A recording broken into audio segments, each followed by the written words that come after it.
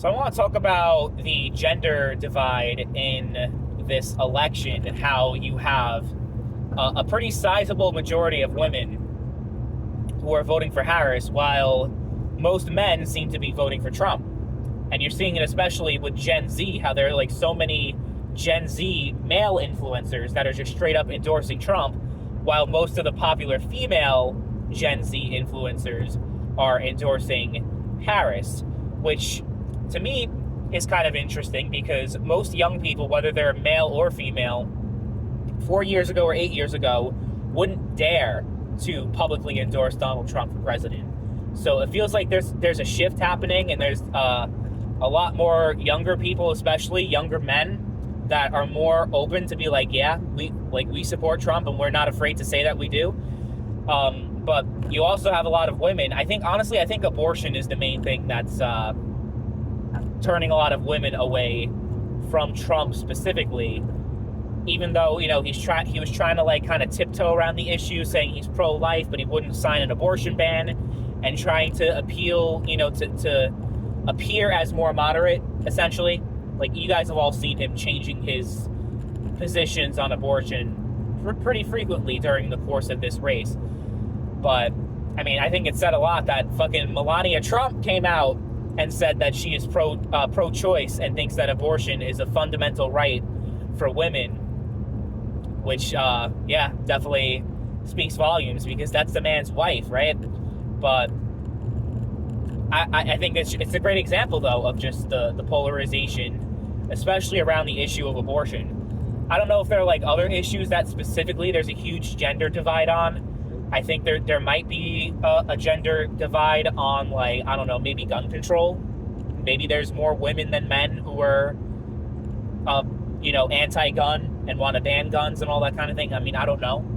There may be some issues where there's more of a gender divide, but there's definitely no more of a gender divide than there is on abortion. And I'll say, admittedly, or just like trying to be more open-minded at the very least, I am pro-life, right? Would I be as pro-life if I was a woman? I can't say for sure. I can't say definitively. I would like to say that I am, but it's honestly, your life is just, the context around pregnancy is just so much different when you're the one that's actually doing it, right?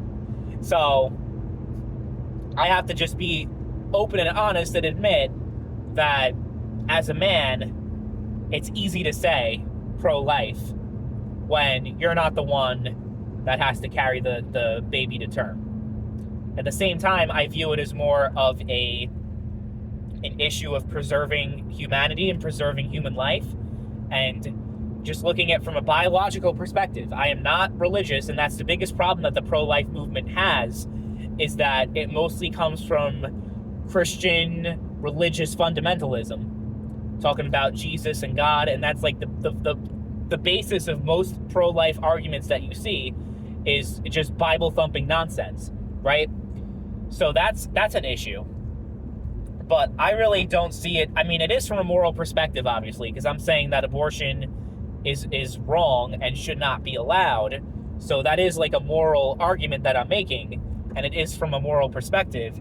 But it really is based more off of science and biology. Democrats call themselves the party of science, but when we're talking about science, it is just a biological fact that is a human life. As soon as conception happens, that is a human life, a developing human being.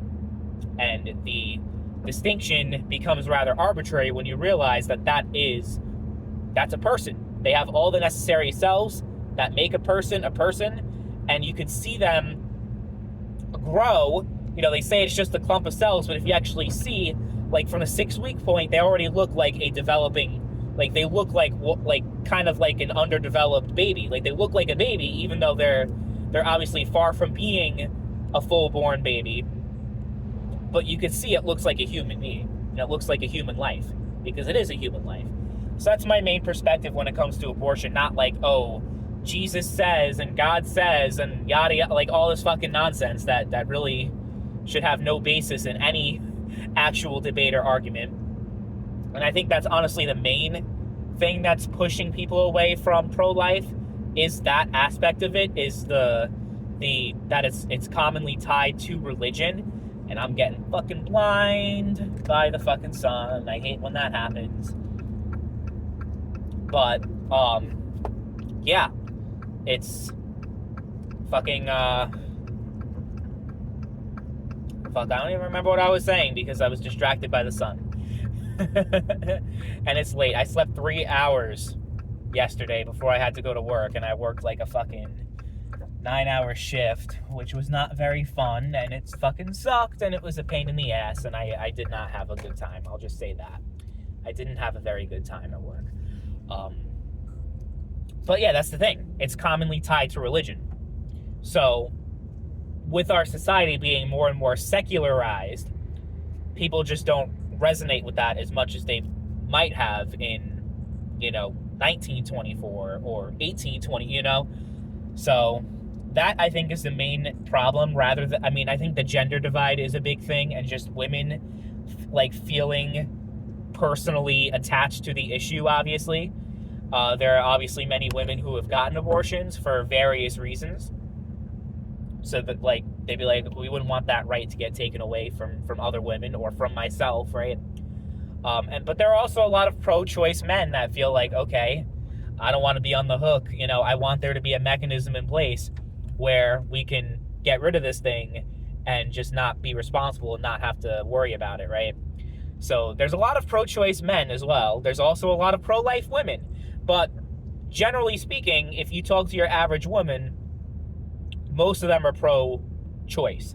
And I think that really says a lot. It shows, because if you look at places like Kentucky and all these super, super right-wing states where abortion is on the ballot, they actually vote to uphold abortion rights and to do all that. So realistically, you have to contend, if you're pro-life, you have to contend with the fact that whatever your moral beliefs are, and whatever you may think about the practice of abortion and what it means as far as ending a human life and killing an innocent life, the fact is the majority of the people, not just a majority, but a pretty convincing majority of Americans, probably over 65% of Americans, believe that there should be at least some abortion rights. At least there should at least be some rights for women to decide, okay, I do not want to carry this pregnancy to term, and therefore I should be allowed to get an abortion. So you should, and Trump, like I said, he's kind of just changing his position, and that's just more of a preservation. Because if he said straight up, I'm banning abortion, or I want to ban abortion, the elections are already over at this point. Harris would win in, I wouldn't say a land, but it would be pretty bad. It would be pretty bad. I think states like Florida would honestly, it would be pretty much a landslide. I think states like Florida would be on the table suddenly.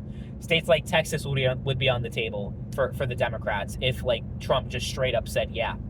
Even though a lot of people are pissed off over Roe v. Wade being overturned, which I personally think was a good decision, just from a legal perspective, it was just very dubious how they determined that, based off of the 14th Amendment, abortion is...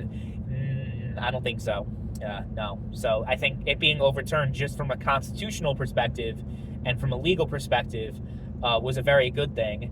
And if the states are going to do their own thing, and the will of the people, they think that abortion should be upheld, then it is what it is. I'm not going to spend all my energy on abortion when it's just the fact is that most people aren't where I'm at, and I just have to accept that and deal with that and be like, okay, this is how it is. And I'm not going to stay quiet on abortion. I'm not going to not talk about abortion, but I'm not going to let it be the thing that fucking makes me lose sleep at night. If it's something that I personally cannot control, what am I going to do individually, right? This whole thing is okay, I could spread my ideas, and people can decide if they're good ideas or not, and if there's anything wrong with my arguments, then that's, but I feel like that's the best that I can do. So I feel like I'm doing my part as far as contributing to the pro-life movement. But I think you have to have respect for one another. And I've said this before, over I don't know, like a year ago or so, when I was making a whole bunch of different videos on abortion and kind of trying to explain my position, is that, okay, a pro-choice person may believe that a pro-life person hates women and wants to control them, and just is just like this evil person that's just motivated by pure malice and just wants to hurt women. While a pro-life person sees a pro-choice person as an evil baby killer, murderer, fucking disgusting person that's like just trying to kill babies and yeah. So it goes both ways, right? There's a lot of tension between both sides, and it's one of those issues where I don't see, I mean, to be fair, with most issues, I don't see compromise really being an effective thing, but especially with abortion, you're never going to get compromised. The only thing you can do is persuade more people to be pro-choice, or persuade more people to be pro-life. And I guess, you know, that's the only way. I mean, they do have the majority, so I guess the pro-choice movement is winning, although it doesn't feel like that, obviously, because of Roe v. Wade being overturned, because of all these things. Because of states passing their own laws, like, you know, some states have a heartbeat law, some states have like certain laws that severely restrict abortion access, like so much. So it's definitely still, I would say, is abortion the most contentious political issue? I would say yes if it weren't for the fact that like most people seem to be pro-choice than pro-life. But I just think, yeah, I mean, as far as like the vitriol and hate towards one another, like on that issue specifically, there's definitely no issue that makes people more angry towards each other, I would say. It's definitely the most controversial and most touchy subject to talk about. Mostly if you're on the pro-life side, to be honest. If you're pro-choice, then you're part of the mainstream, and you don't really face significant blowback unless you're like in an area, like a rural area, and you say, yeah, like I'm pro-choice. A lot of people might be like, what? Like I'm talking like out in the sticks, like where I live. That might not be very appreciated. But yeah, it's very, very interesting the way people decide whether or not they're pro-life, pro-choice. I mean, there's a lot of pro-choice Republicans out there. There's not very many pro-life Democrats, though, at the same time. So I think that says a lot about how popular abortion is, right?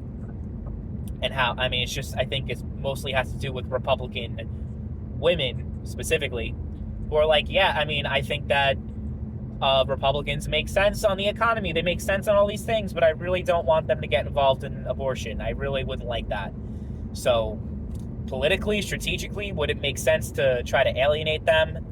Because then it's like, yeah, you're not going to win elections that way. It's just how it is. Whether you like it or not, that's just where we're at in America. And that's just the reality of the situation.